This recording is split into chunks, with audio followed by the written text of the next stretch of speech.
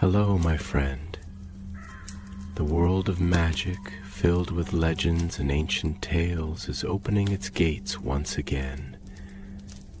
Tonight, in the Gryffindor dormitory by the crackling fireplace, I will share another story with my friends. Join us, for the magic is about to come alive. Autumn had come to Hogwarts, laying a golden hush across the castle grounds. The lake gleamed like dark glass beneath the fading sun, and the forbidden forest whispered softly in the chill wind. Inside the stone walls, the crackle of fires and the murmur of hundreds of voices filled the great hall. It was a season of calm between the great storms of the wizarding year, or so everyone thought. But beneath the castle, in the winding corridors of the dungeons, something ancient had begun to stir. The first whisper came on an ordinary Tuesday evening. The Slytherin common room was lit by its usual greenish glow, the light shifting like water upon the vaulted ceiling. Students lounged in armchairs, studying or gossiping.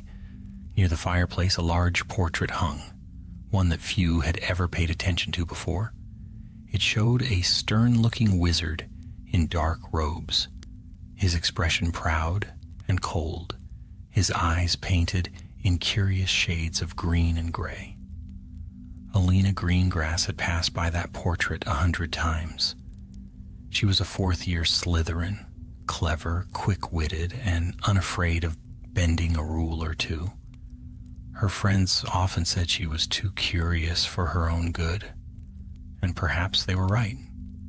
That night, as she walked past the portrait with her books in hand, she froze. She thought she heard it whisper. At first, she blamed her imagination.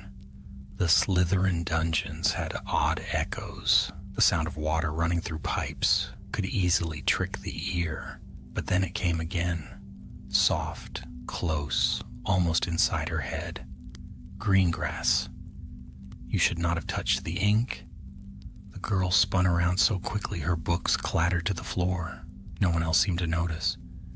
The other Slytherins were talking and laughing, oblivious. The portrait's painted wizard stared back at her silently, lips unmoving. Alina's heart thudded. She stepped closer. "Did you just speak?" she whispered. No answer.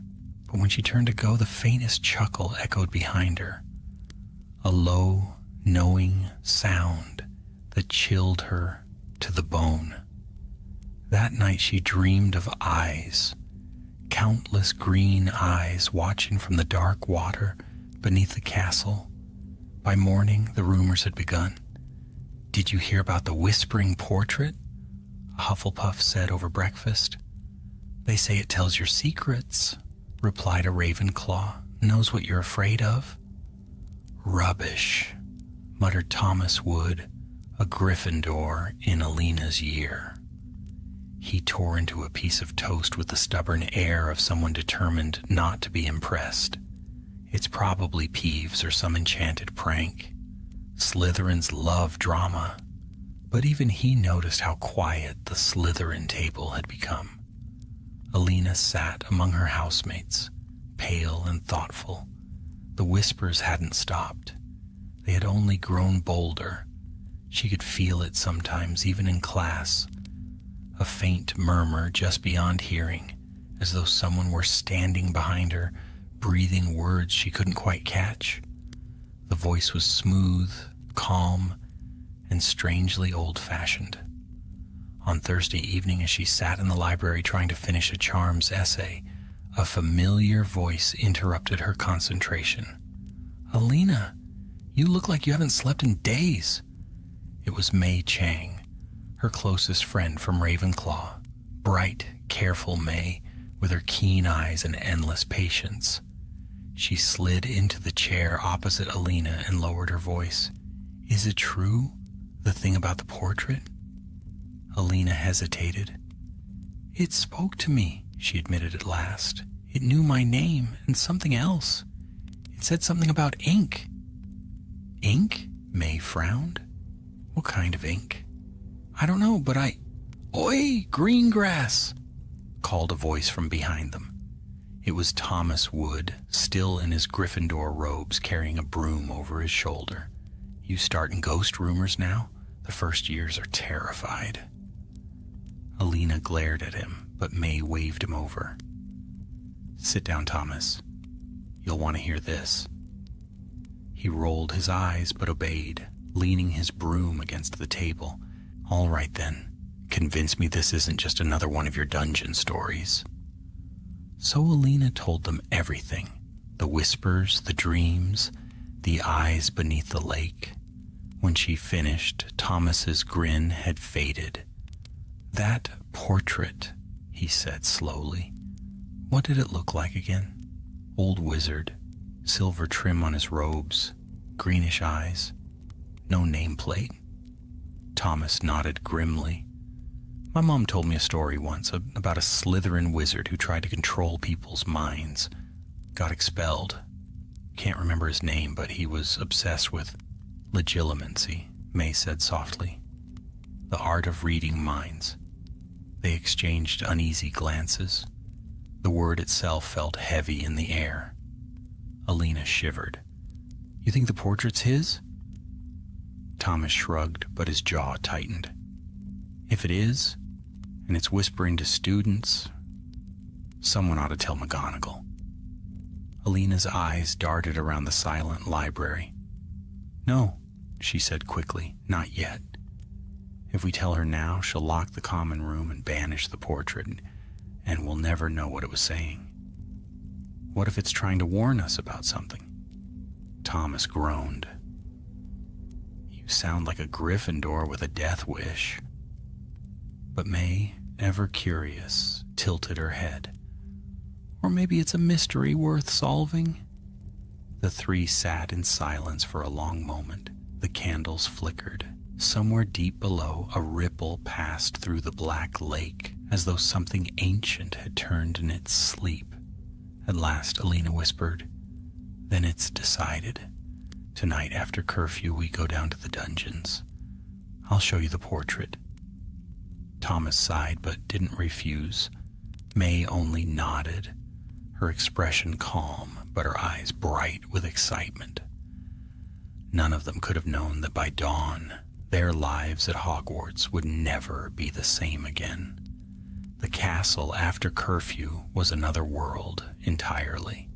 The moon cast its ghostly glow through high windows, and the portraits slept in silence. The trio moved like shadows along the cold stone corridors, their footsteps muffled beneath layers of enchantment. Alina led the way, with her wand drawn, the faint silver light of Lumos dancing upon the walls. Thomas followed close behind, broom now slung across his back like a sword.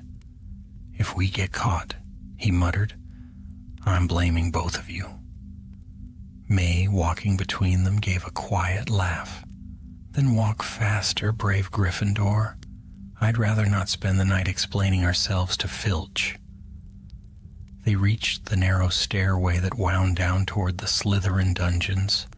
The air grew cooler, carrying the faint scent of damp stone and the deep, distant murmur of the black lake pressing against the walls.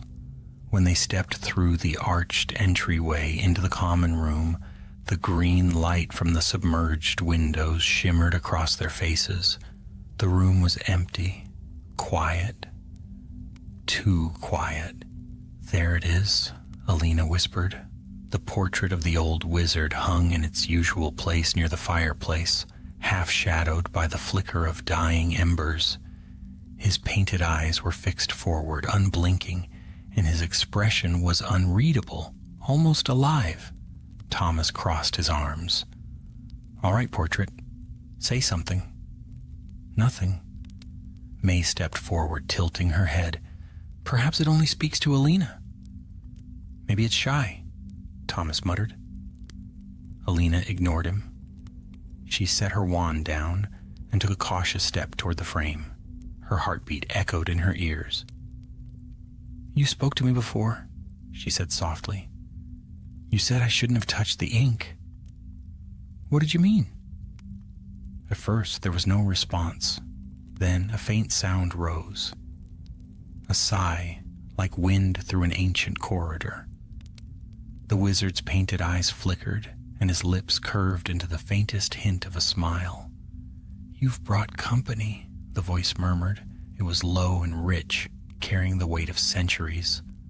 "How bold, young green grass." Thomas jerked backward. Merlin's beard. It spoke. "Who are you?" Alina demanded, her voice trembling between fear and fascination. The painted figure regarded her with cool amusement. "A teacher once," he said, "when this castle still respected true ambition. But they feared what they could not master, so they cast me out and sealed me away." May's eyes narrowed. "You're Cassian Vale, aren't you?" The smile deepened. "Ah, a clever Ravenclaw. Yes, I am. Or rather, I was. But tell me, how fares my house now? Do Slytherins still whisper of greatness, or do they bow before mediocrity?" Alina took another step forward, despite the warning twist in her stomach. "Why are you whispering to me? What do you want?" The portrait leaned slightly closer within its frame, though the canvas did not ripple. "To be free." The flames guttered in the hearth, and a cold draft swept the room. The greenish light from the lake pulsed once, dimming as if the waters themselves had darkened. Thomas reached for his wand. "I don't like this, we should go." But Alina couldn't move. The wizard's voice wrapped around her like silk. "You have a gift, child," Cassian murmured. "I can see it in your mind. The hunger to know, to see beneath the surface. You can help me, and in return, I can give you what Hogwarts never will." Alina's pulse quickened. "And what's that?" "Power, understanding, the truth behind every gaze." "Stop talking to her," Thomas barked. He grabbed Alina's arm, but in that instant, the portrait's eyes flashed bright green, and a surge of invisible force sent him stumbling backward into a chair. "Thomas," May cried, raising her wand. "Protego!" The spell shimmered between them, a thin shield of light. The air vibrated with cold magic. Cassian's laughter echoed softly through the chamber. "Such spirit," he said. "But you are gnats before the wind. The walls remember me, the stones whisper my name. You cannot keep me confined forever." "Then why haven't you escaped already?" May asked. A pause. Then softly, "Because I need a willing vessel." The light of the hearth flared once more, and Alina's shadow stretched long across the room, twisting upon the floor like something alive. She wrenched her gaze away from the portrait, gasping as the spell's pull loosened. Thomas was already on his feet again. "That's enough. We're ending this." He pointed his wand directly at the painting. "Finite incantatum." The portrait shuddered. The wizard's expression flickered, distorting into something cruel. "Foolish child." The spell burst across the canvas, and with a sound like tearing fabric, the voice fell silent. The portrait went still. The fire steadied. For a long moment, none of them spoke. Then May lowered her wand. "Did we just stop him?" Thomas wiped sweat from his brow. "Looks like it." But Alina didn't answer. Her hands were trembling, her eyes fixed on the now lifeless painting. Deep within her mind, something still whispered. Faint, like the echo of a dream. When they finally left the common room, the dungeons were utterly silent.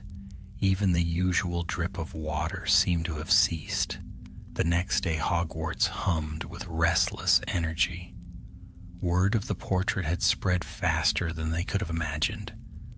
McGonagall made a brief announcement at breakfast, instructing all students to avoid unsanctioned investigations and to report any unusual magical disturbances immediately. But the whispers continued. Alina heard them most clearly at night when the castle slept.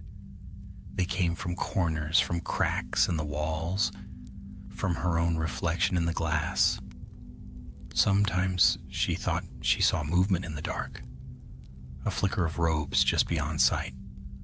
On the third night, she dreamt again of the Black Lake. She was standing upon its surface, the water like a mirror beneath her feet. The moonlight shimmered, and from the depths below, two pale eyes opened. "You cannot silence the gaze," the voice whispered. "You have already accepted me." She woke with a cry, sweat chilling her skin. By the time morning came, she knew she could not ignore it any longer. Cassian Vale was not gone. He was inside the castle. And perhaps, just perhaps, inside her. In the courtyard that afternoon, she found Thomas and May waiting for her. Thomas looked uneasy, glancing around to make sure no one could overhear. "Alina," he said, "whatever happened down there, it's not finished. I found something in the library. Old records. Vale's disciplinary hearing. He wasn't just expelled for legitimacy. He was accused of trying to merge his spirit into another student's mind." May's face paled. "A possession spell." Alina swallowed hard. "Then he's still trying. He wants me to be his vessel." Thomas nodded grimly. "Then we stop him. For good this time." "How?" He met her gaze. "We find where he was imprisoned, before the portrait. If the records are right, there's an old ritual chamber beneath the lake. A place he built himself. That's where we'll find the rest of him." Alina's heart pounded. The thought of going beneath the lake filled her with dread. Yet somewhere deep within, she felt something else, a strange, defiant resolve. "Then that's where we go," she said. "Tonight." And though the sun still shone bright upon the castle walls, Hogwarts already seemed darker, as though the Slytherin gaze itself were watching from every shadow, waiting for the night to come. Night fell heavy over the castle once more, and the air within Hogwarts grew dense with a restless hush. The students slept uneasily in their beds, unaware of the ancient presence that stirred beneath their feet. Far below, in the flickering torchlight of the dungeons, three figures met again. Alina, Thomas, and May, cloaked and silent, hearts pounding in rhythm with the pulse of the castle itself. Alina had not slept. The whisper in her mind had become a constant murmur, faint yet insistent, like the sound of a quill scratching endlessly upon parchment. Sometimes it spoke in words she could not understand, an old, slithering tongue that made her skin crawl. Sometimes it used her own voice, but tonight she meant to end it. "We follow the old drainage passage," May whispered, spreading out a parchment she had taken from the library. "It leads down past to the lowest dungeons, under the lake itself. The record says Vale's chamber was built there, hidden beneath layers of enchantment." Thomas looked doubtful, his jaw tight. "If this place was sealed by the founders, it won't open easily. We could be walking into something none of us can fight." Alina met his gaze, her eyes shadowed but steady. "Then we walk together, whatever he's trying to do. It stops tonight." And so they went. The passage began behind an old suit of armor, half forgotten and dust-covered. With a whispered spell, the armor shifted aside, revealing a narrow archway lined with wet stone. The air that poured from within was cold and smelled faintly of the lake. Metallic, old, and deep. They descended for what felt like hours. The torches they carried hissed in the damp, casting long, trembling shadows. Water dripped steadily from above, echoing through the tunnels like a heartbeat. At last, the passage widened into a cavern. The ceiling arched high overhead, and the stone floor sloped down toward a circular door carved with the image of a serpent devouring its own tail. May stepped closer, running her hand along the carvings. "This is it," she murmured, "the chamber of reflection. The founders sealed this kind of magic long ago." Thomas raised his wand. "Then how do we open it?" Before May could answer, Alina stepped forward. The whisper inside her head swelled suddenly, pressing behind her eyes like a tide. "Speak, and I will show you." She didn't mean to obey, but the words fell from her lips before she could stop them. Serpent's Revelar. The carved serpent glowed, its stone scales shimmering with a deep emerald light. The door began to turn with a grinding sound. Slow and deliberate, Thomas grabbed her arm. "Alina, what did you just—" But the chamber beyond was already opening. The light of their torches spilled into a vast, circular room. Columns rose like black pillars from the water-covered floor, each etched with runes that shimmered faintly green. The air was thick and cold, yet humming with power. In the center stood an ancient stone altar, its surface carved with the same serpent sigil. Atop it lay the ruined frame of another portrait. Empty now, the canvas torn and blackened, as though burned from within. May's breath caught. "That's where he was bound," she whispered. "This must be where the portrait drew its power."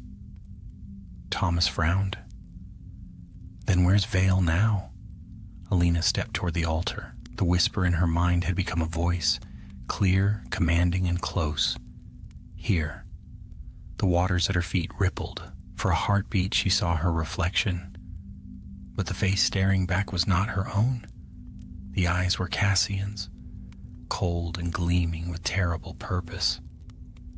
"Alina, step back," Thomas shouted, but his voice came as if from far away. The light of their torches dimmed, and the chamber trembled. "You cannot stop me," the voice said, not aloud, but within her thoughts. The runes upon the pillars flared to life, flooding the room with eerie light. "For centuries I have waited. You opened the path, and now I will reclaim what was taken." Her body stiffened, her fingers tightening painfully around her wand. "No," she whispered, "you won't."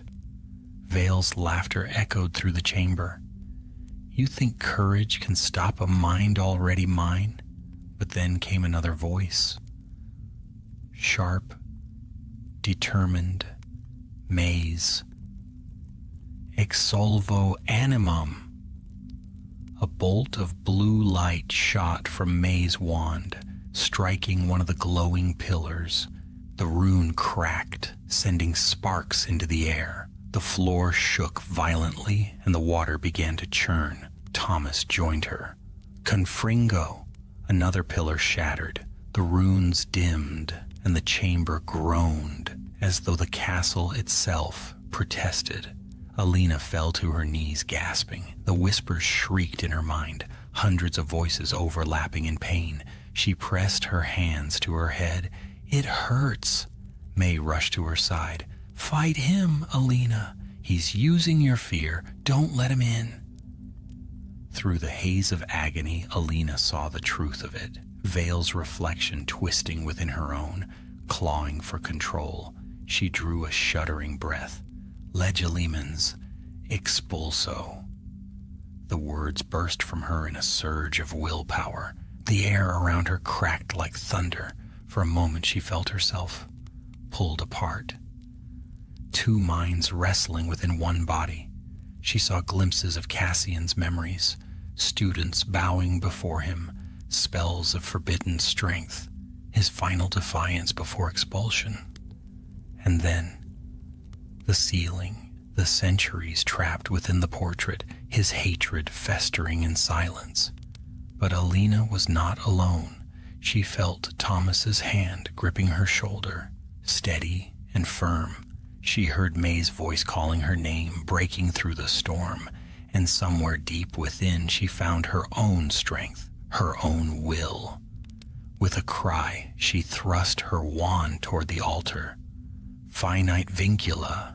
A beam of silver light exploded from the tip, striking the serpent sigil. The chamber blazed with radiance, blinding and pure. The waters rose, spinning upward in a great whirl, carrying with them the dark shape that had haunted her dreams. Cassian Vale screamed, a terrible, fading sound. And then he was gone. The light died away and silence fell. Only the faint drip of water remained. When the three of them finally emerged from the tunnels, dawn was just breaking over the castle grounds. The mist on the lake shimmered gold and silver beneath the rising sun. None of them spoke for a long while. At last, Thomas broke the silence. "Is it over?" May nodded wearily. "The runes are gone. The chamber will stay sealed now. Whatever he was, he's been scattered, his essence dissolved." Alina looked toward the lake, its surface calm once more. "He's gone," she said softly, "but I can still feel something. A trace, like the echo of his voice." May smiled faintly. "Echoes fade. You're stronger than he ever was." Thomas gave a small, lopsided grin. "Next time, maybe we just play chess after curfew." A weak laugh escaped them all. The first real laughter since the whispers began. They stood there until the morning bells rang, the sunlight warming their faces. The nightmare had ended, yet the castle seemed to watch them in silence, its secrets once more buried beneath stone and water. And deep within the dungeons, in a corridor where the light seldom reached, a different portrait stirred. Its painted eyes glimmered faintly green, and for a heartbeat they followed the trio's departing figures. Then the gaze closed. The days that followed passed quietly, or at least so it seemed. The ordinary hum of school life returned to Hogwarts. The chatter of students between lessons, the flick of wands in classrooms, the thunder of broomsticks above the Quidditch pitch. To the teachers all appeared well again, but to Alina, Thomas, and May, the silence carried a weight that was far from peace. Something had changed. At first, Alina thought it was only her imagination. The faint echo she'd felt in her mind after Cassian Vale's defeat should have faded, yet it clung stubbornly, like a shadow that refused to lift. When she looked into the mirrors in the girls' dormitory, her reflection seemed somehow delayed, slower to move than she was. And once, late at night, she could have sworn it smiled before she did. She told no one, not even May. Perhaps she feared the truth. That Vale had not been banished entirely, that some part of him still lived within her. Or perhaps she simply didn't want to worry them after all they had endured. But Hogwarts was not done with her. One evening after potions class, Professor Slughorn dismissed the students with his usual booming cheer. Bottles clinked and corks popped as cauldrons were emptied. Alina packed her things slowly, her eyes drawn to the black surface of her potion, which shimmered faintly green despite being finished. "Green grass, my dear," Slughorn called from the front. "An excellent draft as always. You've inherited your family's finesse, I see." "Thank you, sir," she said automatically, though her attention was fixed elsewhere. As the others filed out, she lingered. Something in the potion's glow was wrong. Too bright, too alive. When she leaned closer, the surface rippled and for an instant reflected not her face but Cassian's. She stumbled backward, knocking over a stool. The room was empty when she looked up again, and the potion's glow had faded, but a voice brushed against her ear. Faint, cold, unmistakable. You can't destroy what you've already become part of. She fled the dungeon. That night, she met May and Thomas in the library, away from curious eyes. The candles burned low, casting long shadows across the bookshelves. "He's still here," Alina whispered, her hands trembling. "I saw him. In my potion. He spoke to me." May frowned, scanning a stack of old tomes spread before her. "That's impossible. We broke his anchor. His soul was scattered." Thomas leaned forward. "Unless part of him survived through you." Alina's eyes darted up. "Through me?" Thomas nodded grimly. "You were his link to the world, his last connection. When the spell broke, maybe not all of him was expelled." A chill passed between them. May rose suddenly, pacing. "If that's true, then the link can still be severed. We just need to find where the magic clings." She turned to one of the books and opened it to a page filled with diagrams of human figures and glowing lines of magic. "It's an imprint," she said, "like a scar. If Vale's essence is still bound to Alina, we can trace it, but it might not be inside her mind anymore." Thomas frowned. "Then where?" "The castle," May said simply. "It absorbed his magic. Hogwarts remembers everything that happens within its walls. The stones themselves hold echoes." Alina stared at the candlelight flickering on the wooden table. "So we'll have to find where his memory still lingers." "Exactly," May said, "and destroy it properly this time." Thomas ran a hand through his hair.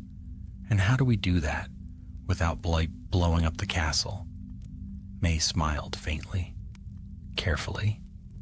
They began their search the next day. Hogwarts was vast, older than memory, and filled with hidden places most students never saw. They started with the dungeons, moving through forgotten corridors behind trick walls, past storage rooms filled with dust and cobwebs. The deeper they went, the colder it grew. The torches flickered even when there was no wind. In one narrow passage, Alina thought she saw a faint light ahead, a glimmer that vanished when she blinked. When they reached the end of the corridor, they found a small, circular alcove sealed off by iron bars. Inside stood a single mirror, tall and narrow, its surface black with age. The moment she saw it, Alina froze. "That wasn't here before," Thomas said. May's face had gone pale. "That's not an ordinary mirror. Look, the frame, the runes are Slytherin script." Alina took a step closer. The mirror's surface rippled like water, and for a heartbeat she saw Vale's reflection again, faint and smiling. "Welcome back," he whispered. Thomas raised his wand, his voice steady despite the fear in his eyes. "Don't you dare!" The mirror flared with green light, and a gust of wind burst through the corridor. The torches blew out, plunging them into near darkness. "Stay back," May shouted, throwing up a protective charm. "Protego Maxima!" The shield shimmered around them as the light within the mirror swirled into shapes. Faces, dozens of them shifting and fading. Alina's own reflection appeared among them, eyes glowing the same haunting green as Vale's. "You freed me," the voice whispered. "You became my vessel when the seal broke. The castle remembers, and so do you." Alina pressed her hands to her temples. "No, you're gone." But her reflection laughed, a sound that seemed to come from the very stones. "Alina!" Thomas shouted. "Fight him again, like before." She struggled to focus, to remember the feeling of the light, of her own will. But this time the presence within her fought harder. The air thickened with dark energy, the taste of iron and cold water filling her mouth. Then May's voice cut through the chaos, calm, clear, resolute. Vale's essence isn't inside her anymore, she said. It's in the mirror. He's trying to use her as a bridge to come through. Thomas's eyes widened. Then we break it. Before May could stop him, he raised his wand and shouted, "Reducto!" The spell struck the mirror, but instead of shattering, the glass seemed to absorb the blast. The light swelled blindingly bright, and a wave of energy threw them all to the floor. When Alina looked up, the mirror was gone. In its place stood a faint outline of a man, tall, cloaked, translucent as mist. Cassian Vale's spectral form loomed over them, his eyes burning like emerald fire. "You cannot destroy what is written into stone," he said softly. "You broke my chains, and now the castle itself breathes me." The floor trembled beneath them, dust raining from the ceiling. Thomas scrambled to his feet. "May, what do we do?" "Contain him?" May gasped. "Don't destroy him, trap him again." "Where?" "The lake," Alina said suddenly. The thought came from nowhere, or perhaps from somewhere deep within her memory. Or Vale's. "He belongs to the water, beneath Hogwarts. It's where he first hid his soul. We return him there." Vale's form tilted its head, his expression both curious and mocking. "You remember more than you should." She ignored him. "Thomas, the Black Lake, now!" He grabbed her hand, pulling her through the corridor as May followed, chanting under her breath. The ghost's laughter echoed after them, a sound like cracking glass. They ran through the dungeons, through the hidden stairways, until the night air hit their faces. The lake stretched before them, dark and still, moonlight sliding across its surface like liquid silver. "Here," Alina shouted, raising her wand. "This is where it ends." Vale appeared before them again, hovering just above the water, his eyes burning brighter than before. "You cannot banish me twice, child. This is my domain."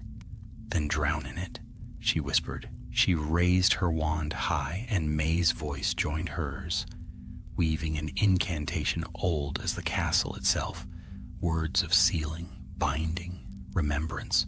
The lake began to churn, waves rising high though no wind blew.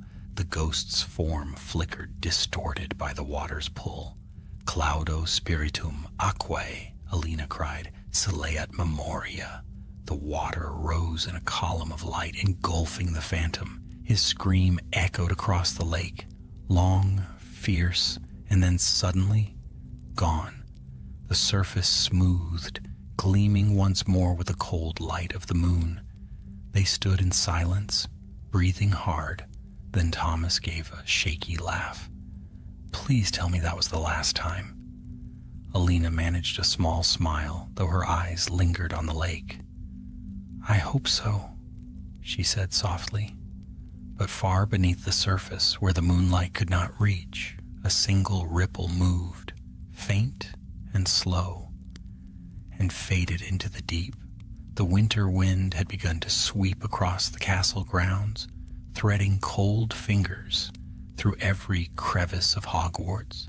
The leaves that clung stubbornly to the forest trees had turned to bronze, and frost gathered on the windows by dawn.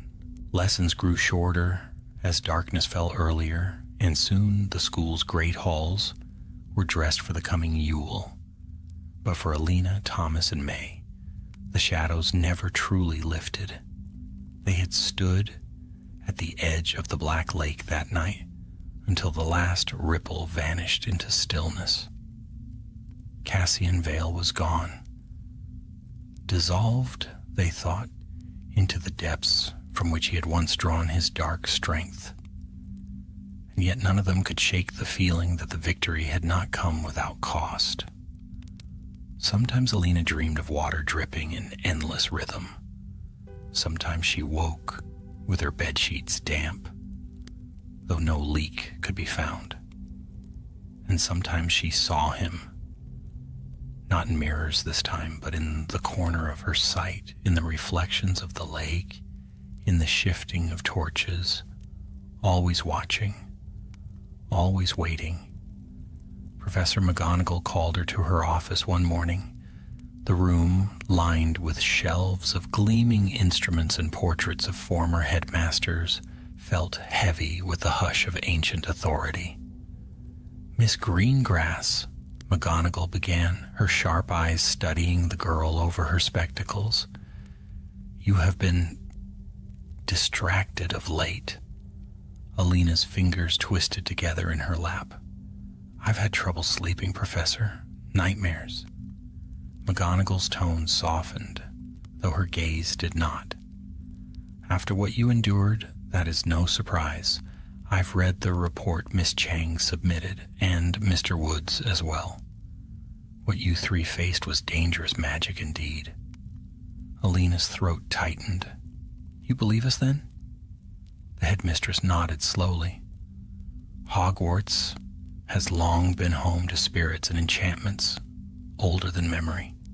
Cassian Vale's name has crossed my desk before, though I did not think his legacy would resurface in my lifetime. You were brave to stand against him." The praise brought little comfort.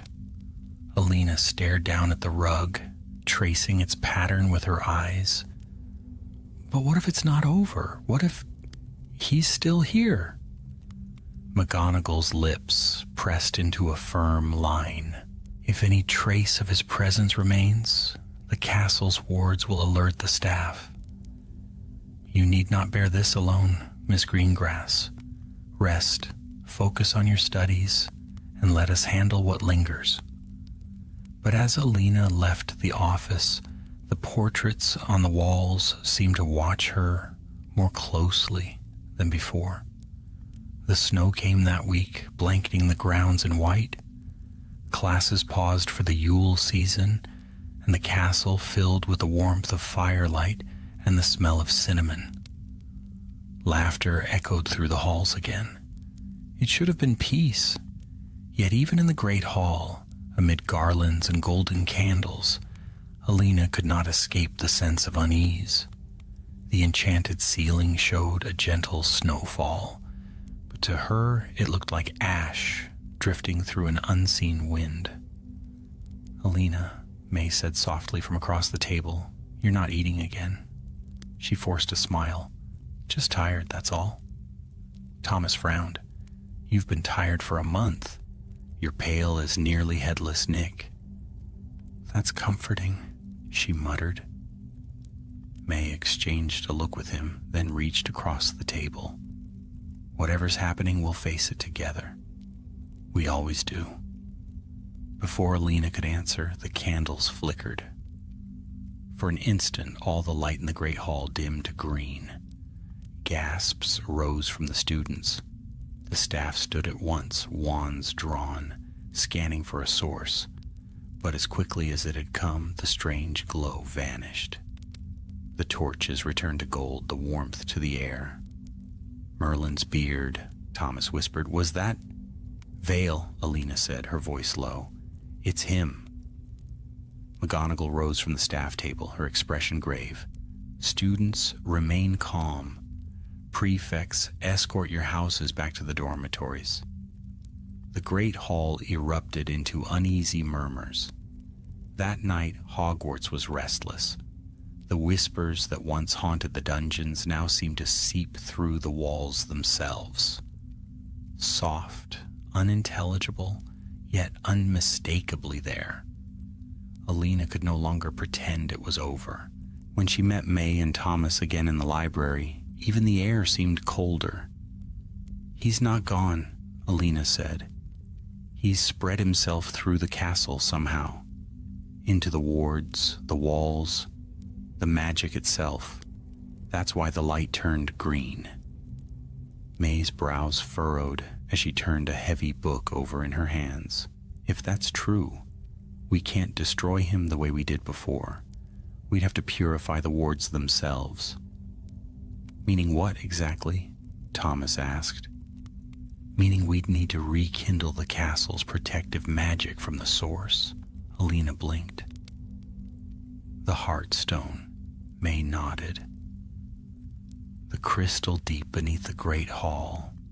It's the oldest part of Hogwarts, where the founders first bound their spells together. If we can reach it, we can burn away whatever's attached itself to the school. Thomas exhaled slowly. And I suppose it's in another cursed tunnel under the castle? Of course it is, May said dryly. They waited until after midnight. The halls were silent save for the faint hum of magic that always lingered around the great staircases. Alina led them through the shadows, her wand casting a narrow beam of light. The entrance to the Heartstone's chamber was hidden behind an ancient tapestry depicting the four founders. With a whispered incantation, May drew a glowing line through the air. The tapestry rippled like water, and a narrow stairway appeared behind it. They descended. Each step seemed to hum faintly beneath their feet. The air grew warm, almost electric, and the walls pulsed faintly with veins of golden light. When they reached the bottom, the stairway opened into a vast, circular hall. The floor was made of translucent stone, through which they could see a great crystal heart suspended in midair. The Heartstone of Hogwarts. It shone softly with light that changed color as it pulsed. Gold for courage, blue for wisdom, red for loyalty, green for ambition. It's beautiful, May whispered, but Alina's breath caught in her throat, for beneath the shifting glow, a darker shadow moved within the crystal, faint but visible, like a serpent coiling in slow, deliberate circles. He's here, she said. Vale's voice rose from nowhere and everywhere at once, deep and echoing. You cannot cleanse me from what I built. My blood, my thought, my memory, all woven into this place. You are standing inside my soul. The light in the hall flickered. The golden veins along the walls darkened to green. Thomas gritted his teeth. Then we burn your soul to ash. He raised his wand, but Alina stopped him. No, that will destroy the Heartstone. We'd bring the whole castle down. May's eyes darted to the crystal. Then we need to draw him out, force his spirit to detach from the wards. Can you do that? I can try, but I'll need help. She began to chant, her voice steady despite the tremor in her hands. Light gathered around her wand, threads of magic weaving toward the Heartstone. The shadow inside writhed, and Vale's laughter echoed through the chamber. You think you can command this place? He taunted. I am Hogwarts. I am the ambition that built these walls. You are nothing but children playing with spells you do not understand. Alina felt the words press against her thoughts like claws. She faltered, gripping her wand tighter. No, she whispered, you were never Hogwarts. You were the fear that poisoned it. The shadow roared, and the crystal flared green. Cracks spidered across its surface, light bursting through in blinding flashes. Now, Alina, May shouted. Together, the three of them lifted their wands. The air shook with the force of their combined spell, light surging gold, blue, and red, merging into white brilliance. The Heartstone exploded in a burst of radiance, flooding the chamber. The dark presence screamed, its voice torn apart by the roar of pure magic. When the light faded, the crystal's glow had returned to calm gold. The shadow was gone. Thomas let out a breath he hadn't realized he'd been holding. tell me that did it?" May smiled weakly. It did. But Alina stood still, staring into the faintly pulsing light of the Heartstone. Deep within the gold, just for a moment, she thought she saw a glimmer of green, and a single whisper drifted through her mind. The gaze is never blind. Winter thickened around the castle, and the air grew sharp with frost. The black lake had begun to freeze at the edges, its waters dulled beneath a sheen of silver ice. Snow piled upon the towers and cloaked the roofs until Hogwarts itself looked like something out of an enchanted tale, serene, eternal, and utterly still. But beneath its beauty, the castle was uneasy. Strange things had begun to happen again. It started with whispers in empty corridors, faint sounds that stopped the moment one turned to listen. Then came flickering lights in classrooms and staircases that refused to move no matter how many students waited. Portraits that once chattered cheerfully now muttered among themselves in hushed tones. Professor McGonagall dismissed it all as post-enchantment instability after the Heartstone incident, but Alina knew better. She could feel it. A thread of cold running through the magic of the castle, a silent, watchful presence just beyond her reach. And one night when she stood by the frozen lake, she saw it again. The ice was clouded, pale under the moonlight, but deep beneath it something moved. A dark coil gliding slowly along the bottom. She felt the faintest pulse of magic against her fingertips, a rhythm that matched her heartbeat. "You thought you could silence me," a voice murmured in her mind, "but you cannot silence what was born of your own house." She stumbled backward, clutching her wand. "No," she whispered aloud, "you're gone." "Am I?" The reflection in the ice shifted, her own face staring back, but with green eyes that were not hers. The next morning she found Thomas and May in the library. A pale sun spilled through the frosted windows, glinting on the tables strewn with books and parchment. Thomas was reading through defensive enchantments of the Founders, his brow furrowed in frustration.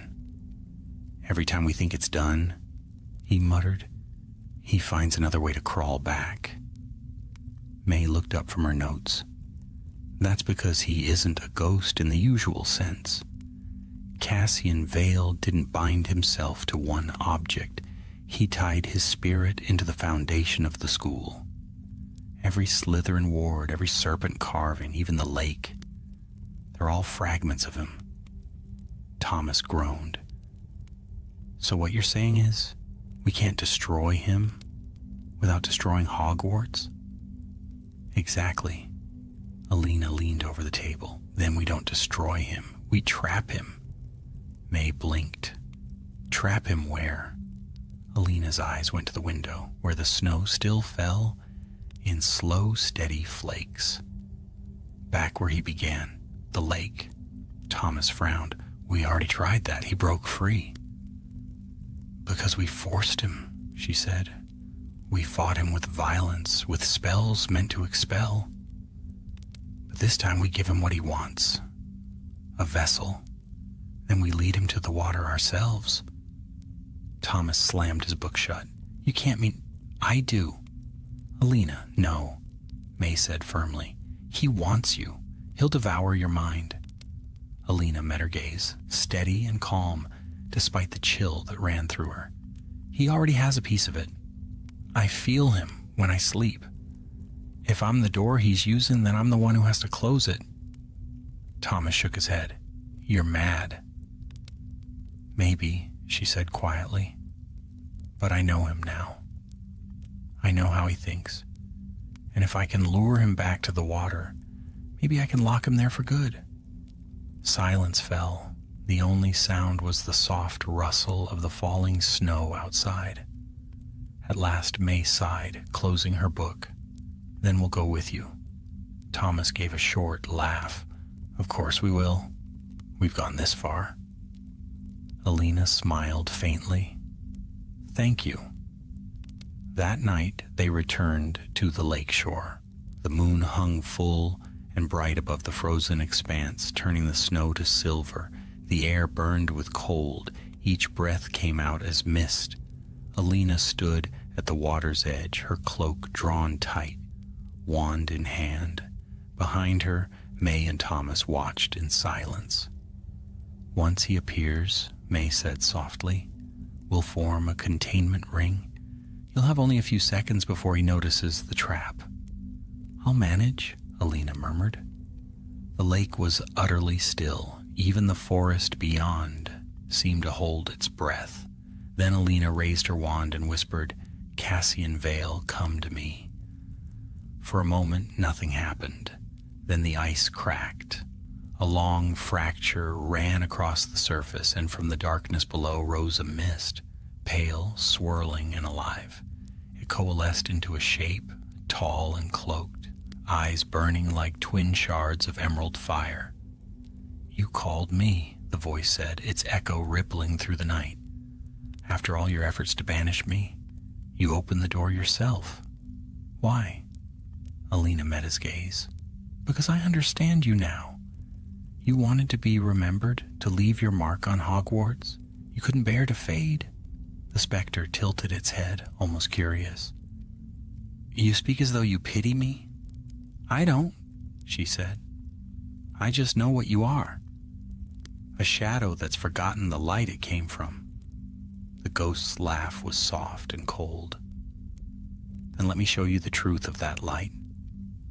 He stretched out a spectral hand, and green flames burst across the lake. The ice shattered, sending shards into the air. The water beneath boiled with unnatural heat. Now, May shouted. She and Thomas raised their wands, chanting in unison. Golden lines of magic sprang from their tips, forming a glowing circle around the lake's edge. The air pulsed with raw energy as the spell began to close, but Vale's power surged, pushing against it. Futile, he roared. I am in every stone, every drop of water. You cannot confine me again.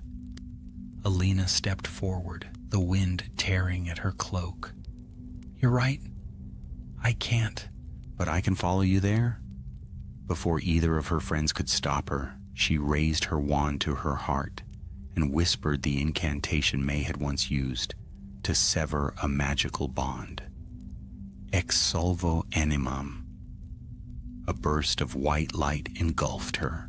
For a heartbeat, everything was silent. Then she felt herself splitting, her consciousness stretching into the cold air, drawn toward the lake's heart where Vale waited. His voice echoed around her. You would bind yourself to me, foolish child. No, she said, her words like a blade. I bind you to me. The water surged upward, swallowing them both. From the shore, Thomas and May cried out, their spells flickering under the force of the lake's eruption. The surface glowed white, then green, then white again. A battle of wills, made visible in the churning depths. Hold the barrier, May shouted over the roar. Don't let the energy escape. Thomas gritted his teeth, pouring every ounce of magic into the circle. Come on, Alina, you can do this. At last, with a thunderous crack, the light flared once more and vanished. The lake fell still. They waited 1 minute, 2, hearts pounding. Then slowly, the ice began to reform across the surface, smooth and clear as glass. Something stirred beneath it. A single figure rose from the depths. Alina, her eyes closed, her hair fanned around her like black silk. The water seemed to lift her gently, placing her upon the frozen surface. Thomas rushed forward, breaking the circle to reach her side. Alina, wake up. She stirred faintly, her breath fogging the air. Her eyes opened, bright, clear, and entirely her own. May knelt beside her. You did it, didn't you? Alina nodded weakly. He's gone, bound beneath the lake. I can feel it, the stillness. Thomas exhaled, half laughing, half trembling. You nearly gave us a heart attack. Alina smiled faintly, though exhaustion weighed heavy on her face. Hogwarts is safe now. They sat together beneath the moon, the ice gleaming beneath them, the castle quiet once more. But far below the surface, deep within the dark, where no light reached, a single green spark flickered, faint, then steady. And from the silence came a whisper soft as a sigh. The Slytherin gaze endures. The first weeks of the new term passed like a fragile dream. Snow melted from the towers, and the black lake thawed, revealing dark, rippling waters once more. The scent of early spring drifted through the halls of Hogwarts, and sunlight filled the great hall again. Laughter returned to the students, lively and light, echoing against the stone walls as if the castle itself had awakened from a long and uneasy sleep. Yet not all shadows fade when winter ends. For Alina Greengrass, the quiet was a strange and delicate thing. She felt lighter, as though a weight she had carried for months had finally been lifted. The nights were peaceful now, no whispers, no dreams of eyes beneath the lake.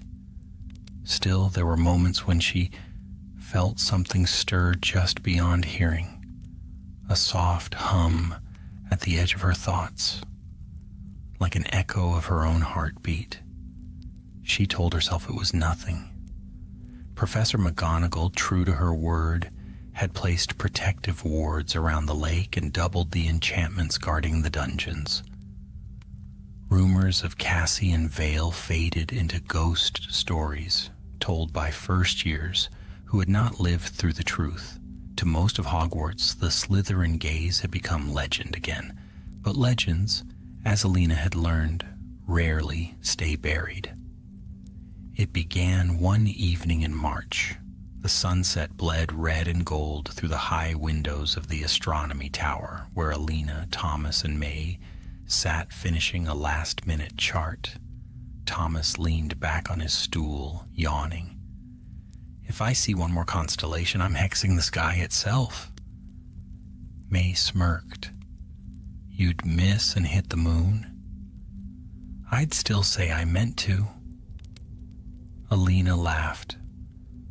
A real laugh, the kind she hadn't known for months. You two are hopeless. Thomas grinned. Admit it, you'd be bored without us. Maybe, she said, smiling faintly. As they gathered their parchment, the great bell tolled below, its deep sound rolling through the castle. Alina turned towards the window, her gaze drifting to the lake far below. The water shimmered silver under the fading light, perfectly still. Then for just an instant she saw ripples, small, deliberate, like the movement of something rising from below. Her breath caught. When she blinked, the water was still again. That night, the dreams returned. She stood on the shores of the lake once more, mist curling around her ankles. The water was black as ink, and from beneath its surface came a glow, faint and green, like the gleam of emerald eyes. A voice spoke from the depths. Do you believe you can chain thought itself? You cast me down, child, but in doing so you became my mirror. No, she whispered, trembling. You're gone. Am I? Then why do you dream my voice? Why does the water remember your name? A shape emerged from the lake, a pale reflection of herself. Same face, same hair, but eyes that burned with Cassian Vale's light. The reflection smiled. The gaze is not mine alone now, Alina. It is ours. She woke with a scream, her heart hammering in her chest.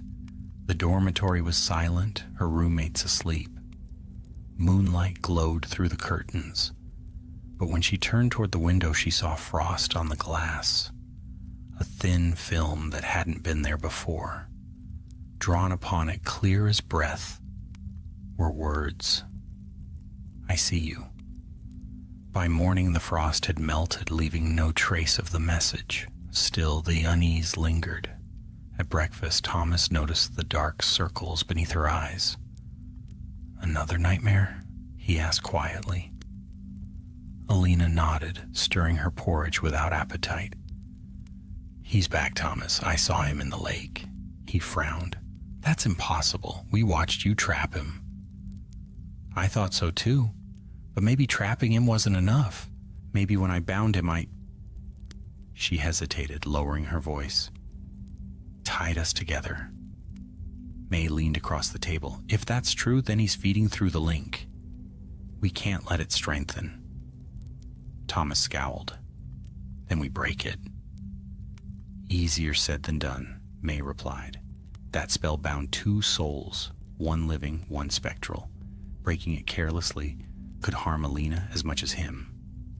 So we find another way, Alina said, a way to sever him without losing me. May's mind was already racing. There might be something in the restricted section, old writings from Salazar Slytherin himself. He studied the art of soul binding. If Vale learned from his notes, maybe we can undo it. Thomas stood. Then let's start tonight.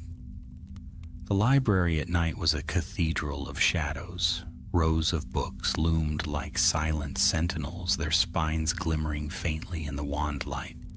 The trio moved quickly, keeping their voices low. May led them to a corner behind a high shelf where an iron gate barred entry. The plaque above it read, Restricted Section, Authorized Students Only.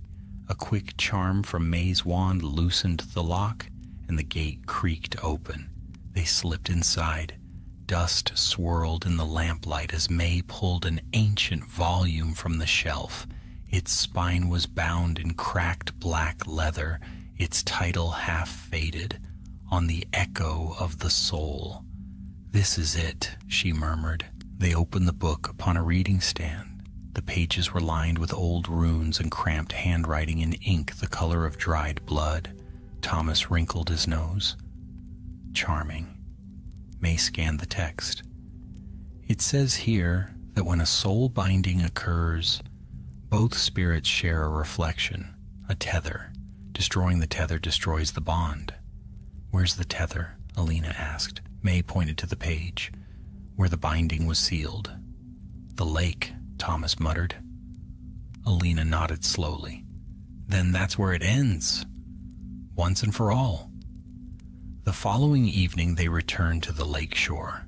The sky was heavy with mist, the moon veiled behind thin clouds. The air smelled of rain and earth, and the surface of the water lay black and still. Alina stepped forward, wand raised.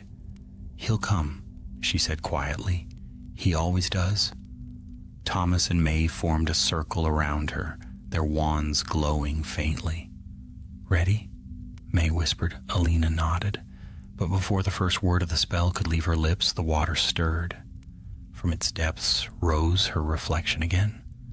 Not pale and ghostly this time, but solid, real, wearing her face. Its eyes gleamed with that familiar, terrible green.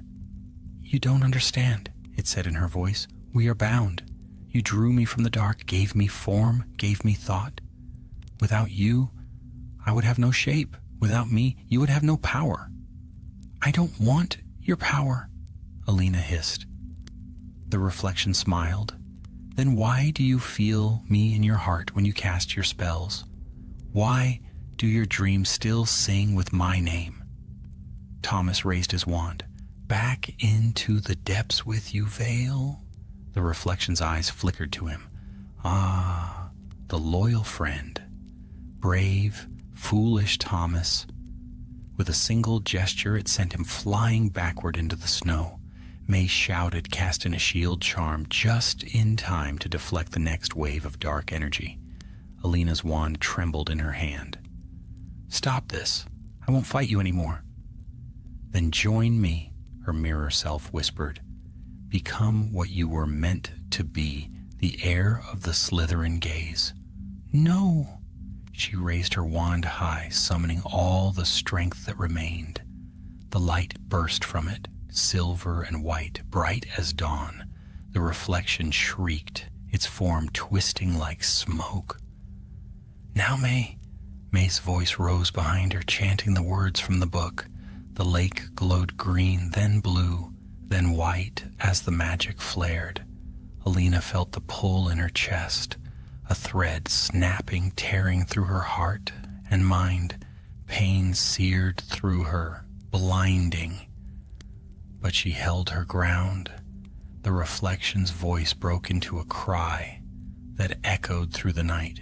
Then with a flash of light, it shattered, fragments of green and silver scattering into the lake like falling stars. When it was over, silence returned. Thomas stumbled to his feet, clutching his arm. Is it? It's done, May said softly. Alina fell to her knees, breathing hard. Her reflection, her shadow, her echo, gone. The link was broken. The surface of the lake stilled, its waters dark and calm once more. She whispered into the quiet, "Rest now, Cassian Vale, and let Hogwarts rest with you." The wind stirred the trees, carrying away her words into the night, and though the air was cold, for the first time in months, she felt warmth returning, slow, steady, and real, but deep below the surface, unseen. The faintest glimmer of green light flickered, not bright, not strong, but alive. Spring unfolded across the grounds of Hogwarts, and the castle glowed with the warmth of new life. Crocuses bloomed along the pathways, owls wheeled over the towers, and the scent of damp earth filled the air. The long winter of whispers and shadows seemed finally to have lifted. To most, it was a season of renewal.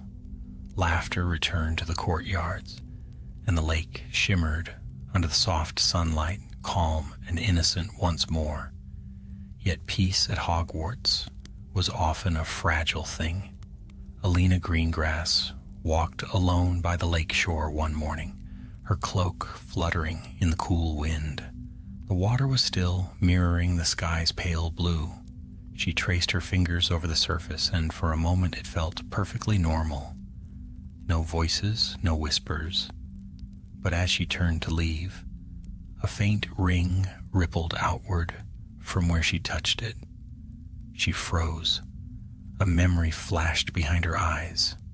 Green light, a reflection screaming in her own voice, the sound of the lake breaking open. She clenched her fist, forcing her breath steady.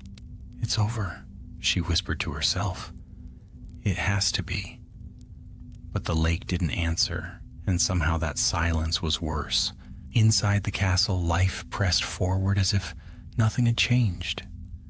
Examinations loomed, classes grew intense, and even Thomas had begun to grumble less about danger and more about his dreadful potions marks. May spent long evenings in the library tutoring younger Ravenclaws and trying to pretend her curiosity about the Slytherin gaze had vanished with winter.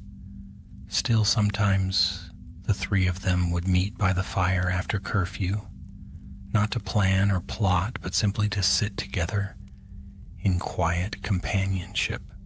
It was one such evening when Thomas noticed something strange. He and May were debating the odds of Ravenclaw beating Gryffindor in Quidditch when he glanced across the room and frowned. Alina. She hadn't heard him. She sat staring into the fire, her eyes distant, the orange glow reflected in them like twin embers. "Alina," he said again louder. She blinked, startled. "What?" "Sorry, She shook her head, looking dazed. "I must have drifted off." May studied her carefully. "Are you feeling all right?" "I'm fine," Alina said quickly, too quickly. "Just tired." But when May turned away, Thomas caught a flicker of green in her eyes before the firelight dimmed. The next day a chill settled over the castle. The sky darkened without warning, and the lake turned gray, its waves restless. Students whispered that a storm was coming, though the wind was strangely still. By nightfall, Alina's unease had grown unbearable. Her dreams had returned.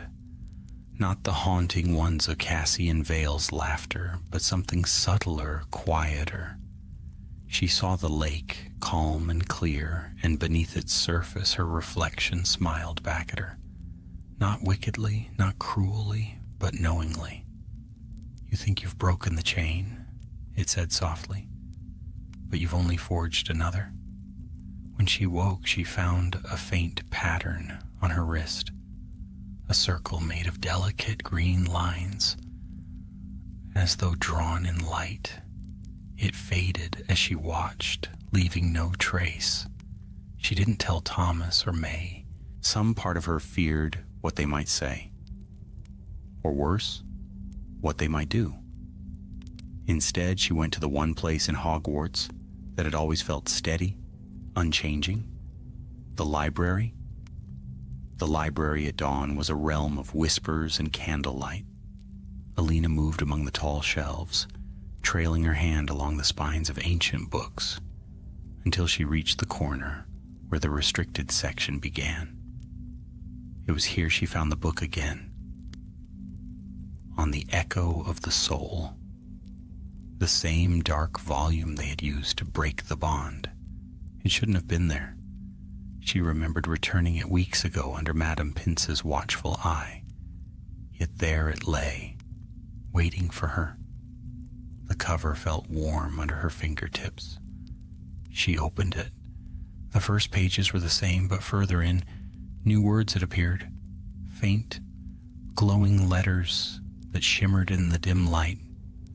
The bond may be severed, but its echo endures in blood and in will. The vessel may destroy the spirit, yet in doing so becomes its keeper. Alina's pulse quickened. Beneath the words was a symbol, the same circle she'd seen on her wrist. Her throat tightened. "Keeper," she whispered, "not host." For a long time she stared at the page, the words burning into her mind. Then she closed the book and turned toward the door, only to find someone standing there. It was Professor Snodgrass, the charm's mistress, her sharp eyes glinting in the candlelight. "Miss Greengrass," she said softly, "you shouldn't be in here." I couldn't sleep," Alina stammered. The professor stepped closer, her expression unreadable. "That book," she said, nodding toward Alina's hands. "How long have you had it?" "I borrowed it once for research, but it was returned." Snodgrass's eyes narrowed. "Returned, was it?" She reached out and touched the cover, and recoiled as though burned. "This shouldn't be here." "What do you mean?" "That tome was destroyed after the incident with Vale." The professor's gaze locked on her. "How did you find it again?" "I don't know," Alina whispered. Snodgrass hesitated, then said in a voice that carried both warning and pity, "Be careful what you keep alive, Miss Greengrass. Some magic binds itself not to places but to people." And with that, she left. The next week passed in a blur. Alina avoided the lake. She avoided mirrors. Even her wand felt heavier in her hand, as if the wood remembered something her mind wished to forget. But magic has a way of surfacing, no matter how deep it's buried. On the eve of the spring festival, as the students filled the courtyard with lanterns and laughter, Alina stood apart beneath a great elm, watching the golden lights reflect upon the lake. She should have felt peace. Instead, the wind carried faint whispers, the same tone, the same rhythm she had once known so well. Then she saw it. A flicker of green beneath the water, distant but pulsing. "Not again," she murmured, her hand tightening on her wand. But it wasn't the voice of Cassian Vale that answered her. It was her own, soft, steady and echoing from the lake. You sealed him within you, Alina. You made his prison your heart. Now his strength is yours, if you dare to claim it. The surface shimmered like a mirror. Thomas's voice broke the spell. There you are. We've been looking everywhere. The festival's starting. She turned, startled, her wand lowering. I was just thinking. He smiled, but concern flickered in his eyes. You look pale again. Come on. You need a night of normal. She let him lead her back toward the lights, though her thoughts churned like the water behind her. If what the book had said was true, if she had become the keeper, then Cassian's power wasn't gone. It was inside her, and even now it was waking. That night, long after the lanterns had burned low and the music had faded, Alina returned to her dormitory. The castle was silent, the corridors washed in silver moonlight. She stood before the window, overlooking the lake. The reflection in the glass stared back, calm and pale. Then slowly, its eyes glowed green.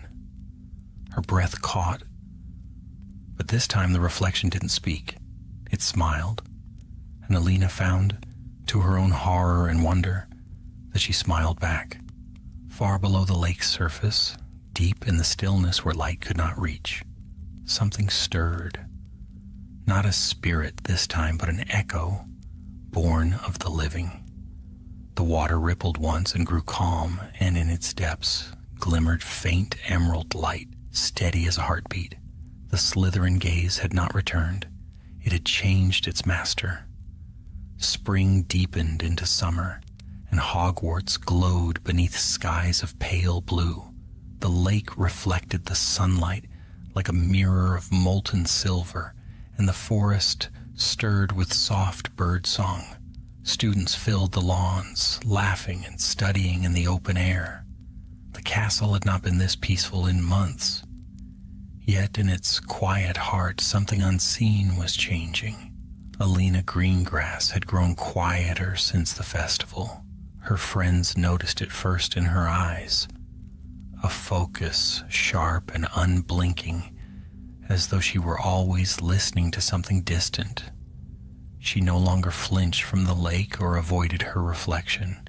Indeed, she spent hours by the water now, her books spread beside her, her hand trailing through the ripples. Thomas joked that she had become sentimental. May wasn't so sure. She's different, May whispered one afternoon as they watched her from the courtyard steps. It's not just exhaustion anymore. It's like she's waiting for something. Thomas frowned. You think Vale's still... I don't know, May interrupted, her voice tight. But whatever power he left behind, I think she's learning to use it. Thomas turned to look again. Alina sat cross-legged beside the lake, her wand resting across her knees. The breeze stirred her hair, and for a moment the sunlight caught her eyes, flashing a vivid green before fading back to their usual gray. He exhaled slowly. Then we keep an eye on her, just in case. That evening, Alina stood in the room of requirement.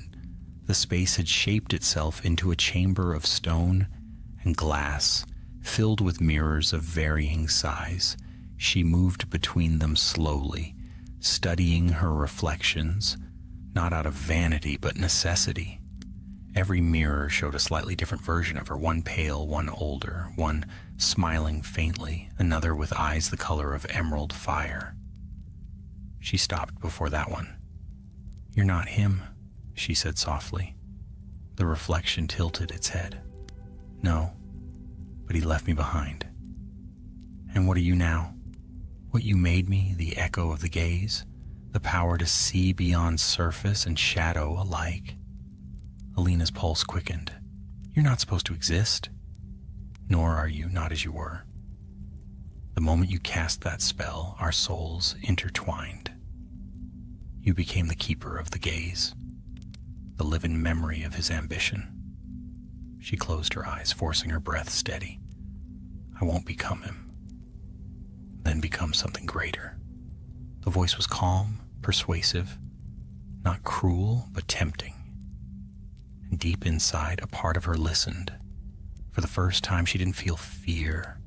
When the green light stirred within her, she felt control. She raised her wand toward the mirror. Show me what lies hidden. The glass rippled like water. Images flashed within it. Corridors beneath the castle, the ancient chambers of the founders, the black depths of the lake.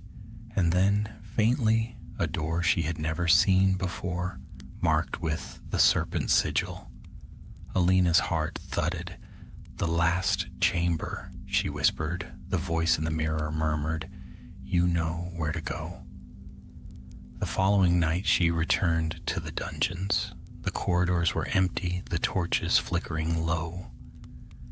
She moved swiftly, her wand light guiding her down the familiar passageways until she reached the wall where she and her friends had first discovered Cassian's portrait months before.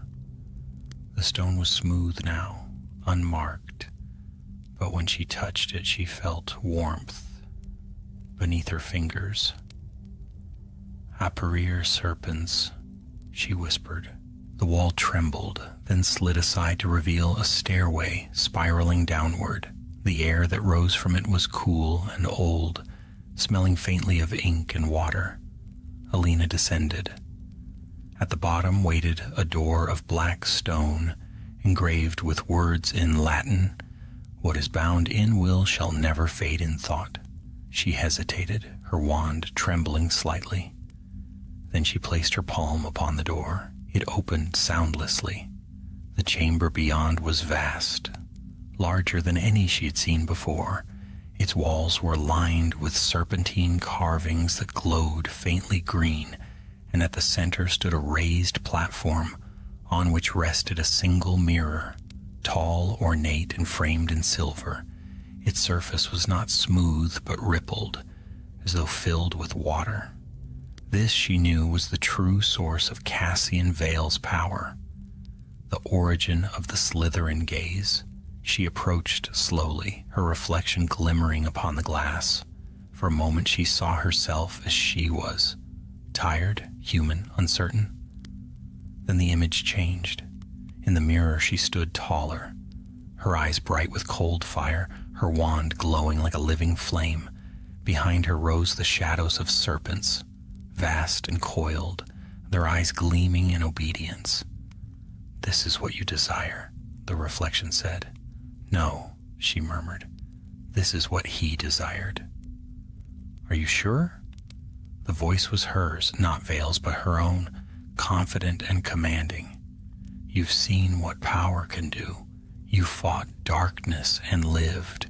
What if it was never meant to destroy you, but to reveal you? The air in the chamber shimmered. The carvings on the walls began to pulse, their glow intensifying. Alina took a step back, shaking her head. No, I won't let it take me. But the reflection smiled. It already has. The light surged outward. Elsewhere in the castle, May woke suddenly. A chill swept through the Ravenclaw dormitory, and her pendant, a small charm of protection Professor Flitwick had given her, glowed faintly. Something was happening. She threw on her robes and ran, her feet barely touching the stone floors as she raced toward the dungeons. Thomas, stumbling bleary-eyed from the Gryffindor tower, nearly collided with her halfway down the stairs. May! What? She's in the dungeons. May gasped. Something's wrong. The wards are reacting. Together they sprinted the rest of the way. When they reached the lower corridor, the torches were burning green. A hum filled the air, deep and resonant, like the heartbeat of the castle itself. Alina, Thomas shouted. No answer. They pushed forward until they found the open doorway. What they saw froze them where they stood. The chamber blazed with light, green and silver interwoven like threads of flame. At its center stood Alina, her eyes alight with power, her wand raised before the mirror. The reflection in the glass no longer mimicked her movements. It moved on its own, smiling faintly. "Alina!" May cried. "Stop! It's feeding on you!" But Alina didn't hear. Her voice rose in incantation, ancient and strange, the same that had once bound Vale himself. The light around her brightened until the whole room shook. Thomas lunged forward, grabbing her arm, and in that instant the mirror exploded. Shards of light rained down, and a wave of energy threw them all to the ground. When the light faded, the mirror was gone. Alina knelt amid the shattered glass, breathing hard. Her eyes, when she looked up, were no longer green, but clear gray again. "Alina," May whispered, reaching her. "What happened?" She looked down at her hands. Steady now, though faintly glowing with silver runes that slowly faded. "It's over," Alina said softly. "I've taken it back. All of it." Thomas frowned. "Taken it back? The power, the gaze. It's no longer his or the castle's. It's mine now, and I'll keep it safe." Her voice was calm. Too calm. May glanced uneasily toward Thomas, who met her eyes in silent question. But Alina only smiled, rising to her feet as the shattered light of the mirror drifted upward and dissolved into the air. "Come," she said, "we've seen enough of darkness for one night." And though her words were steady, as they left the chamber behind them, the faintest glimmer of green light followed, hidden in the reflection of her shadow. The months that followed were bright and full of promise. The summer term carried the hum of laughter, of warm days and lingering light over the lake. The air was alive with the songs of owls and the lazy buzz of insects drifting through open windows. Exams came and went, bringing the usual panic and chatter. Then the castle settled into the golden calm that always preceded the end of term. Hogwarts looked whole again, serene, restored, as though the winter's darkness had been only a distant dream. But in the quiet places, magic remembers. Alina Greengrass stood by the black lake one evening, watching the sunset spill its colors across the water. She no longer feared the lake's stillness. The surface reflected the sky, and beneath it she could feel the faint pulse of her own power, steady, contained, obedient. Since that night in the chamber, the whispers had ceased. No voice haunted her dreams. No shadow moved in the corners of her vision. She was herself again. And yet when she lifted her wand and let it hover over her palm, a faint light, silver threaded with green, shimmered from the tip. It danced like breath, answering her thoughts. Power, she had learned, was not always evil. It was only the will that shaped it. Still, May watched her carefully. "I know what you're thinking," Alina said as May approached from behind. May's expression was soft, but wary. "Do you?" Alina smiled faintly. "You think I'm dangerous?" "I think you're changed," May replied. "And I think whatever you took into yourself down there didn't vanish. It's part of you now, whether you want it or not." Alina let the wand light fade. "Maybe that's true, but I won't let it rule me." "I believe you," May said gently. "I only wish you didn't have to fight alone." Alina turned toward her, eyes steady. "I'm not fighting anymore. I'm learning." May hesitated. "Learning what?" "What it means to see as he did, but not to fall as he did." The words hung between them like smoke.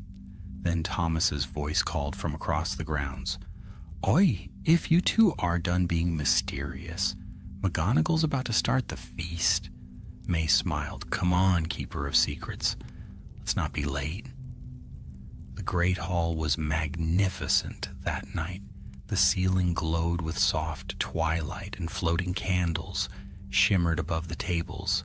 Garlands of ivy and golden ribbons hung from the rafters. Laughter filled the air as plates refilled themselves with roast meats, pies, and puddings. Alina sat between her friends, joining in their jokes and talk. It felt good to laugh again. For a while, she allowed herself to believe that the past truly lay behind them. Yet even amid the joy, she caught herself watching the reflections in the goblets. The gleam of light upon silver, the shimmer of faces distorted in water. Every now and then she saw a flicker of green where none should have been. Once she even thought she saw Cassian Vale standing among the crowd, a faint outline near the staff table, smiling faintly, proud and quiet. But when she blinked, the figure was gone. She told herself it was memory, nothing more. Later that night, after the feast ended and the castle quieted, Alina wandered the halls alone.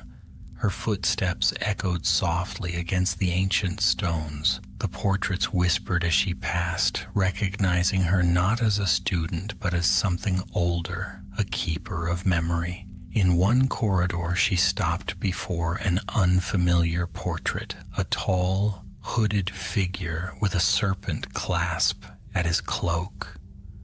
The painted eyes lifted to meet hers, and for an instant they gleamed green. Cassian Vale, she murmured. The figure inclined his head. Not quite. Merely an echo, a memory left behind. She studied him in silence. Why are you here? To watch, the portrait said, to see what became of the legacy I left behind. You tried to enslave minds, Alina said. You nearly destroyed this place. Did I? His voice was calm, almost gentle. Or did I try to open their eyes? Power is not wicked, child. It is only feared. You know that now. She drew a slow breath. Perhaps. But you mistook domination for wisdom. He smiled. And you would do better? I already have. The portrait's expression softened. Then prove it. Guard what you hold.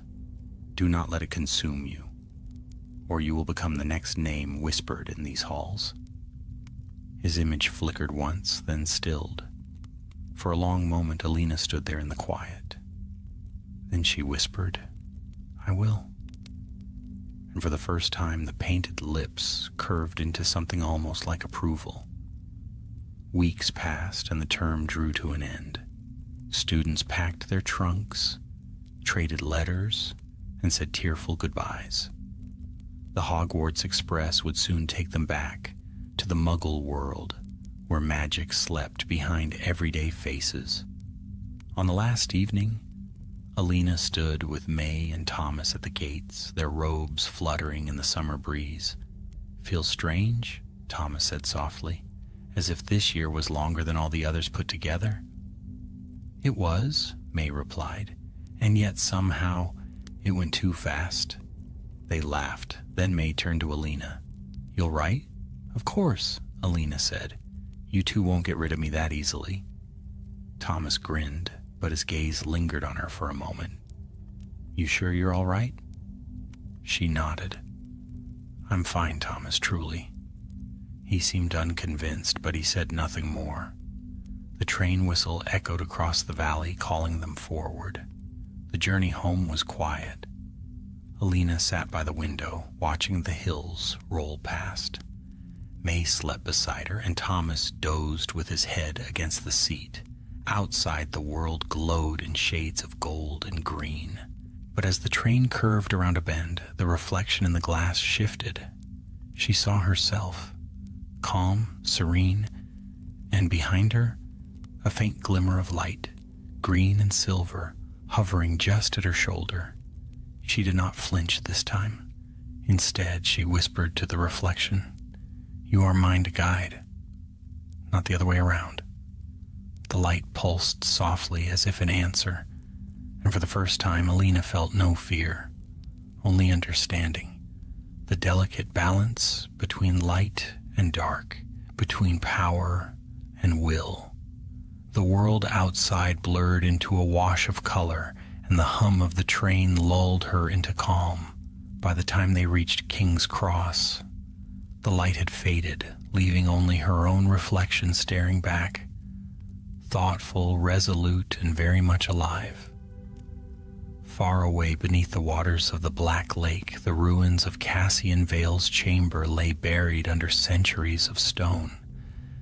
The serpents on the walls no longer glowed, yet in the cracks of the altar faint veins of green still pulsed, not with menace, but memory. The gaze had changed hands, and Hogwarts, ancient and patient, accepted the new keeper of its secret. The castle slept beneath the summer sun, waiting for the next whisper, the next awakening, as it always had. But for now, all was still, save for the faint ripple across the lake's surface, where the reflection of a girl with gray eyes shimmered for just a moment, touched by light and shadow both. Then the water stilled again, holding its secrets in silence. Summer yielded to autumn once more, and Hogwarts breathed again beneath a new sky. Mist curled along the valley, and the scent of rain and parchment filled the air. The castle, ancient and wise, stood unchanged, yet within its stone heart something had shifted. The shadows seemed softer now, the corridors less cold. It had been months since the night Alina Greengrass had broken the last chain of Cassian Vale's power. The school year began anew, bringing with it first years with wide eyes and trembling hands, returning students with laughter and stories, and professors who smiled just a little more easily. The ghosts whispered of peace, but peace, Alina knew, was never the end of a story, only the beginning of another.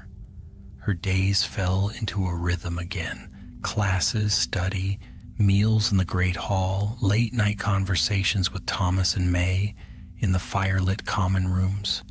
The whispers were gone, and yet her magic felt different, deeper, steadier, alive. When she held her wand, it hummed faintly in her grip, as though attuned not only to her will, but to something older, something that remembered. She had not spoken of the gaze to anyone since that summer, not even to her friends. What good would it do to tell them that she could still feel the pulse of the castle beneath her feet? That sometimes, when she cast a spell, the air shimmered faintly green? Some things were meant to be carried quietly, but Hogwarts seemed to watch her now kindly. The portraits nodded as she passed, their painted eyes warm with respect. Even the Slytherin ghost, the Bloody Baron, inclined his head to her once, murmuring a rare, "Well done, child." For the first time, Alina felt she truly belonged to this place, not as a pupil, but as a guardian of its secrets. One evening in early October, the first thunderstorm of the season rolled in. Rain lashed against the windows, and the lake below churned in restless gray waves. In the Slytherin common room, students huddled near the emerald fire, laughing and shouting over the storm's roar. Alina sat apart, her eyes on the water pressing against the glass. The dungeons always felt closer to the lake during storms. The stone trembled with every wave, and sometimes, if you listened, you could hear the deep song of it, the voice of the water itself. She closed her eyes, and for a heartbeat she heard another sound beneath the thunder, faint, low, familiar. Not a whisper this time, a pulse, a call. When she opened her eyes, the lake was dark again, the water calm, but she knew it hadn't been imagination. Later that night, she took her cloak and slipped quietly from the common room. The corridors were dim, torches guttering in the damp air. She moved swiftly, her footsteps soundless against the stone. The storm had eased by the time she reached the entrance hall. Rain fell in soft sheets now, mist rising from the courtyard. The doors creaked as she pushed them open and stepped out into the cool night. The world was silver with rain. The lake shimmered beneath the clouds, a vast mirror broken only by gentle ripples. Alina walked to the shore and stopped. For a long moment she simply stood there, breathing in the scent of wet earth and storm. Then she raised her wand. "Revelare," she whispered. The spell rippled outward, forming a circle of light that spread across the water. The reflection of the castle glowed brighter, and beneath it, deep in the lake's shadow, something answered. A shape stirred below. Her heart raced, but she did not draw back. The water rose in a faint spiral, not menacing but curious, almost alive. "I know you're there," she said quietly. "You don't have to hide." From the depths came a faint gleam, not green this time, but silver, pure and soft. The voice that followed was not Cassian's, it was hers. "Keeper." She swallowed hard. "Yes." "You carry the gaze. Do you fear it?" Alina hesitated. The rain brushed her face like tears. "No," she said finally, "not anymore." "Then it will serve you well." The light shimmered once more and faded. The lake stilled. She stood there a long time after, staring at her own reflection. It looked different now. Calmer, stronger. The shadows in her eyes no longer frightened her. They were part of her, as much as her courage, her flaws, her heart. The echo of Cassian Vale had not vanished from the world.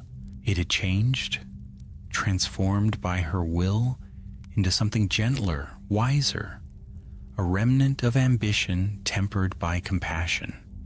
The true spirit of Hogwarts itself, the belief that power was not evil, only misunderstood. She smiled faintly and turned back toward the castle. In the months that followed, Alina's quiet influence began to shape Hogwarts in subtle ways. New wards were laid upon the lake, not to imprison, but to protect.